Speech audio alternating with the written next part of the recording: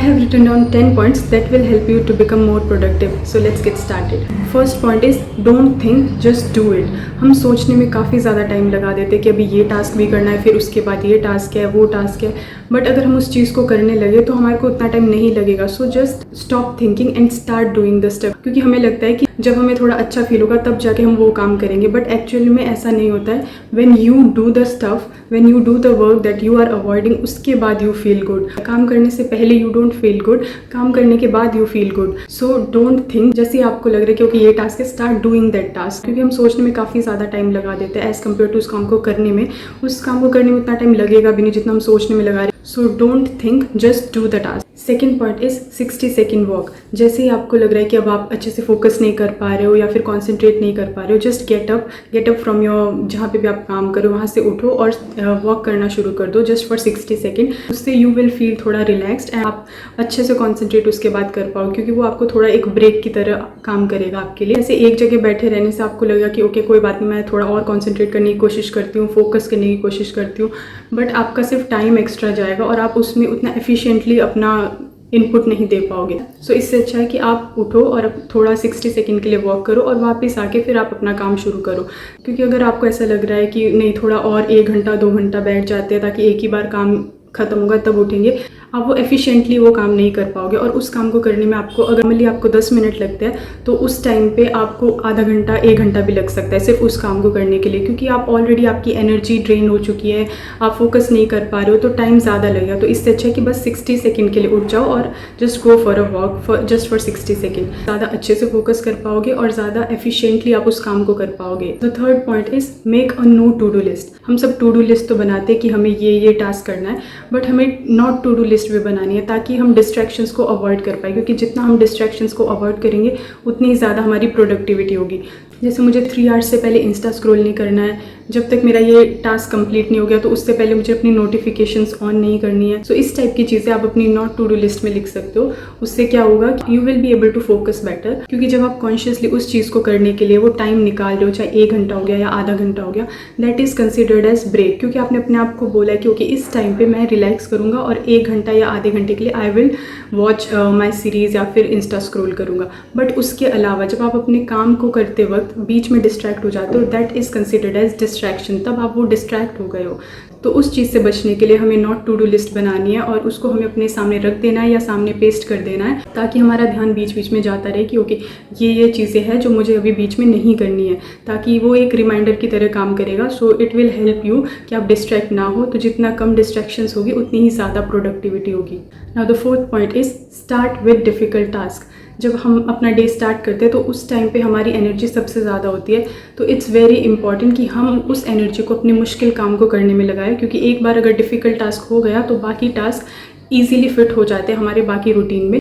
Now the fifth point is be hard to reach. आपने अपने आप को इस तरह से अपने काम में इन्वॉल्व कर लेना है कि लोग इजीली आप तक पहुंच ना पाए और आपको इंटरप्ट ना करे आपके काम में. सो इट्स वेरी इंपॉर्टेंट कि जब भी आप अपना काम कर रहे हो तो या तो अपना फ़ोन साइड में रख दो, और अगर आपका काम ही आपके फ़ोन में है तो सारी नोटिफिकेशंस बंद कर दो जिस टाइम पे आप अपना काम कर रहे हो. क्योंकि अगर आपका फ़ोन आपके पास हुआ या आपकी नोटिफिकेशंस ऑन हुई तो जब भी आप काम कर रहे हो तो जो भी नोटिफिकेशंस आई तो आप डिस्ट्रैक्ट हो जाओगे उसकी वजह से. और फिर अगर आप वापस फोकस करने की कोशिश करोगे तो आपको टाइम लगेगा. एक फ्लो बना हुआ था एक नॉर्मली, तो उसको दोबारा मेंटेन करने में आपको टाइम लगेगा, आपको दोबारा फोकस करने में टाइम लगेगा. अगर आपको प्रोडक्टिविटी चाहिए, be hard to reach. Next point is Parkinson's law. बहुत लोगों ने शायद ये लॉ सुना भी होगा. इट स्टेट्स दैट कि जो आपका काम है वो एक्सपैंड हो जाता है जितना भी आपके पास अवेलेबल टाइम है. जैसे एग्जाम्स में अगर आपने ये चीज़ नोट की हो कि किसी सब्जेक्ट के लिए अगर आपको 4 दिन की हॉलीडेज़ मिली है तो जो आपका सिलेबस है वो ऑटोमेटिकली 4 दिन तक जाएगा और वो 4 दिन में ही कंप्लीट होगा. लेकिन अगर उसी सब्जेक्ट के लिए आपको 2 दिन की हॉलीडेज़ मिली है सिर्फ, तो आपकी जो भी आपका सिलेबस है वो आपके 2 दिन में ही कंप्लीट हो जाएगा. So it is Parkinson's law. ये यही कहता है कि आपका काम है, जो भी आपके पास अवेलेबल टाइम है ये उसमें एक्सपैंड हो जाएगा. सो इट्स वेरी इंपॉर्टेंट कि आप बहुत ही टाइट शेड्यूल रखो अपने आप के लिए कि इतने में मेरे को ये काम करना है. क्योंकि अगर आपने किसी इजी टास्क के लिए अपने आप को ज़्यादा दिन दे दिया, ज़्यादा टाइम दे दिया, तो वो टास्क चाहे वो 1 दिन में करने का हो, बट अगर आपने उसके लिए 1 हफ्ता रख दिया तो वो फैल के 1 हफ्ते तक चला ही जाएगा. सो इट्स वेरी इंपॉर्टेंट कि आप देखो कि अगर ये इजी टास्क है और ये हो सकता है 1 दिन में, तो उसको 1 दिन में ही करने की कोशिश करो. सो आपको अपने लिए उस ईजी या मीडियम टास्क को कंप्लीट करने के लिए कम टाइम देना है, क्योंकि जितना कम टाइम होगा उतना ही हम ज़्यादा बेटर तरीके से फोकस कर पाएंगे। नेक्स्ट टाइम अगर आप कोई भी टास्क को ऐसे फैला रहे हो या ज़्यादा टाइम दे रहे हो, रिमेंबर दिस थिंग, वो काम उतना टाइम डिजर्व नहीं करता है। वो आपने अगर ज़्यादा टाइम दिया है तो वो ज़्यादा टाइम ही लेगा। So remember the Parkinson's law, किसी भी टास्क को आपको ज़रूरत से ज़्यादा टाइम नहीं देना है। Now the next point is gamify your work. आप लोगों ने ये चीज़ नोट की होगी कि जब भी आप गेम खेलते हो उसमें आपको टाइम पता ही नहीं चलता कि 1 घंटा 2 घंटा कब हो गया। क्यों? क्योंकि उसमें लेवल्स होते हैं कि आपने एक लेवल अचीव किया, आपने दूसरा अचीव किया, और आपको फिर जब आप गेम खेलते हो और नेक्स्ट लेवल पे जाते हो आपको एक सेंस ऑफ अकम्पलिशमेंट आती है उस चीज़ से। सो इट्स वेरी इंपॉर्टेंट कि आप यही चीज़ अपने वर्क में भी अप्लाई कर सकते हो। You can make your work feel like a game. For example आपने चेकलिस्ट लिख दिया आज की कि ये टास्क करने हैं मुझे। सो जैसे ही वो एक टास्क कंप्लीट होता है टिक, फिर नेक्स्ट टास्क कंप्लीट होता है टिक, तो वो जब आप टिक टिक करते जाओगे तो आपको सेंस ऑफ अकम्पलिशमेंट आएगी और आपको लगेगा कि okay you are doing something good. और आप ऐसे भी कर सकते हो कि टाइमर लगा दिया किसी चीज़ को करने के लिए कि, और अपने आप को चैलेंज किया कि क्या मैं इतने टाइम में ये टास्क कर सकता हूँ। सो इस टेक्निक के थ्रू आप बोर नहीं होंगे अपने जो भी आप काम कर रहे हो डेली का, तो आप उससे बोर नहीं होंगे और आपको मतलब मज़ा आएगा अपने काम को करने में और आपकी प्रोडक्टिविटी भी इंक्रीज होगी। Now the next point is associate your task with something rewarding. अगर आपने ये चीज़ नोट की हो कि जो छोटे बच्चे होते हैं तो वो जब होमवर्क नहीं करके आते हैं और टीचर्स उनको पनिशमेंट देते हैं, नेक्स्ट टाइम पे वो होमवर्क क्यों करके आते हैं? Because they want to prevent themselves from that punishment. उस पनिशमेंट से बचने के लिए दे डू द होमवर्क। और ऐसे ही अगर किसी बच्चे ने टास्क अच्छे से कंप्लीट किया है, होमवर्क अच्छे से किया है, टेस्ट में अच्छा स्कोर किया है, तो टीचर्स उनको नेक्स्ट टाइम पे या तो चॉकलेट या तो कोई टॉफ़ी या स्टार या गुड लिख के देते हैं।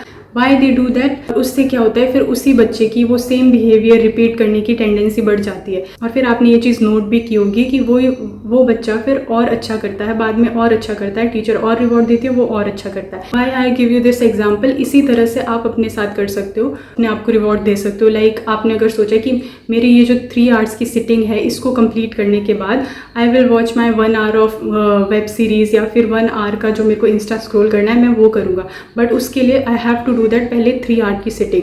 सो आप इस तरह से अपने आप को, मतलब ये मैंने एग्जांपल दिया है, आप किसी भी तरह से अपने आप को रिवॉर्ड दे सकते हो। ऑब्वियसली थोड़ा हेल्दी रिवॉर्ड देना जिससे कि आपको पता है कि आप वो टास्क कंप्लीट करोगे। और इसी तरह से आप पनिशमेंट का भी कर सकते हो कि मैंने अपने आप से प्रॉमिस किया था कि मेरे को आज ये चीज़ें कंप्लीट करनी है, बट इसमें से मैंने ये चीज़ कंप्लीट नहीं की, तो माई पनिशमेंट इज जो भी मेरा 1 घंटे का टाइम था उसमें से I will deduct my half hour, वो कम कर दूंगा और सिर्फ हाफ आवर के लिए ही I will watch my episode या जो भी है। तो वो चीज़ आपने इस तरह से अपने एसोसिएट करना है। अगर आपने उसको रिवॉर्ड के साथ एसोसिएट किया तो आपकी टेंडेंसी होगी कि आप उस टास्क को फिर से करोगे और आप और प्रोडक्टिवली वो काम करोगे। रिवॉर्ड और पनिशमेंट इसी तरीके से यूज़ करनी है कि जैसे जैसे आप अपना काम अच्छे से करते जा रहे हो, जस्ट रिवॉर्ड योरसेल्फ, आपकी प्रोडक्टिविटी बढ़ेगी। और अपने डिस्ट्रैक्शंस के लिए पनिश योरसेल्फ और आपकी डिस्ट्रैक्शंस कम होगी। तो जब डिस्ट्रैक्शंस कम होगी तो प्रोडक्टिविटी ऑब्वियसली बढ़ेगी। ये रिवॉर्ड और पनिशमेंट वाला पॉइंट, ये पॉइंट बहुत इफेक्टिव है, बट इसमें आपको अपने साथ ऑनेस्ट रहना है कि मैं रिवॉर्ड दूंगी जब अपने आप को, जब आई एम डूइंग गुड, और मैं पनिश करूंगी अपने आप को जब आई एम डूइंग रॉन्ग। तो इसमें आपको बस अपने साथ ऑनेस्ट रहना है। बाकी this point is really very effective. Now the next point is plan the night before. This point is very very important, इसीलिए मैंने इस पॉइंट को ऑलमोस्ट लास्ट में रखा है ताकि आपको ये याद रहे। बहुत इंपॉर्टेंट है। 2-3 इसके रीजंस है why we should plan the night before. क्योंकि एक तो ये होगा कि आपको पता है कि आपको सुबह उठ के क्या क्या टास्क करने हैं, तो आप कंफ्यूज नहीं रहोगे, आपका आधा दिन ऐसे ही वेस्ट नहीं होगा, क्योंकि आपने ऑलरेडी शाम 5 मिनट से भी कम टाइम लगता है लिखने में कि आपको क्या क्या टास्क करने हैं। तो एक तो यही होगा कि आपको पता है कि सुबह उठ के आपको क्या करना है, आप कंफ्यूज नहीं रहोगे और आप सीधा अपना काम करने लग जाओगे। तो एक ये रीज़न है कि जैसे ही आप सुबह उठ के सोचते हो कि मुझे ये टास्क करना है, तो टास्क लिखना भी आपके ब्रेन को एक टास्क लगता है। तो जैसे ही आप वो कर लेते हो तो आपका ब्रेन डोपामिन रिलीज करता है और उसकी वजह से आपको लगेगा कि ओके मैंने एक काम कर लिया है, मैंने एक टास्क कर लिया है कंप्लीट। तो उसके बाद आप ब्रेक लोगे और जो एक्चुअल टास्क है वो बहुत लेट स्टार्ट होगा, क्योंकि आपको स्टार्ट में ही आपने जो टू डू लिस्ट बनाई है अपनी, उसको ही प्लान करते वक्त आपको लगेगा कि ओके मैंने एक टास्क कंप्लीट कर लिया, अब थोड़ा रेस्ट करते हैं, अब जो एक्चुअल टास्क है उसको आप और लेट करोगे। और मोस्ट इम्पॉर्टेंटली ये भी एक रीज़न है, जितने ज़्यादा डिसीजंस आप अपने दिन में लेते हो उतना ही ज़्यादा आपका ब्रेन थकता जाएगा। क्योंकि अगर आप सुबह उठ के ही अगर आपने एक ये डिसीजन ले लिया मुझे ये कपड़े पहनने हैं कि ये कपड़े पहनने हैं, तो थोड़ा सा जो ब्रेन है उसने वहाँ एनर्जी यूटिलाइज कर दी और फिर अब थोड़े टाइम में आप डिसाइड कर रहे हो आज ये टास्क करूँ कि वो टास्क करूँ, तो वहाँ पे थोड़ी एनर्जी चलेगी। फिर अगर आपने एक और डिसीजन ले लिया कि मुझे क्या क्या टास्क आज दिन में करने हैं, उसको आप लिखने लग गए, तो वहाँ पे भी आपकी एनर्जी चली जाएगी। सो ऐसे ही आपके ब्रेन की एनर्जी धीरे धीरे कम होती है और फिर आपको लेजीनेस और ऐसा फील होता है कि नहीं अभी ये टास्क नहीं करना है और आप नहीं प्रोडक्टिव हो पाते हो। So it's very very important point. उस टाइम पे भी आपकी एनर्जी थोड़ी कम होगी, बट उस टाइम ऑलरेडी आपकी एनर्जी कम है, आप ऑलरेडी डाउन हो, अब आपको वैसे भी सोना ही है, रिचार्ज होना ही है दोबारा। सो उस टाइम पे 5 मिनट के लिए इट्स कम्प्लीटली ओके कि आप उसी टाइम पे लिख दो। अगर आपने फ्रेश डे वैसे स्टार्ट किया लेजीनेस के साथ तो आप नहीं, आपका पूरा दिन वेस्ट हो जाएगा। लेकिन आप शाम को 5 मिनट निकाल के लिख ही सकते हो कि मेरे को ये टास्क करने हैं, ताकि आपका नेक्स्ट डे बहुत फ्रेश तरीके से स्टार्ट हो और बहुत प्रोडक्टिवली आप नेक्स्ट डे काम कर पाओ। तो दिस इज़ इट। और जो भी मैंने आपको इसमें पॉइंट्स बताए हैं सब साइकोलॉजिकल बेस्ड पॉइंट्स हैं।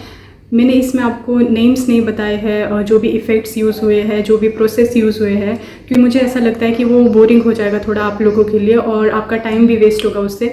बट जो भी इनके यूजेस थे वो मैंने आपको बता दिए हैं। इस नॉलेज को, इस इन्फॉर्मेशन को लेके बैठ मत जाना, ये मैं हर वीडियो में आपको बोलती हूँ। चाहे आपको इससे 2-4 पॉइंट्स ही सही लगे हो, बट अप्लाई ज़रूर करना इसको, because these are really helpful.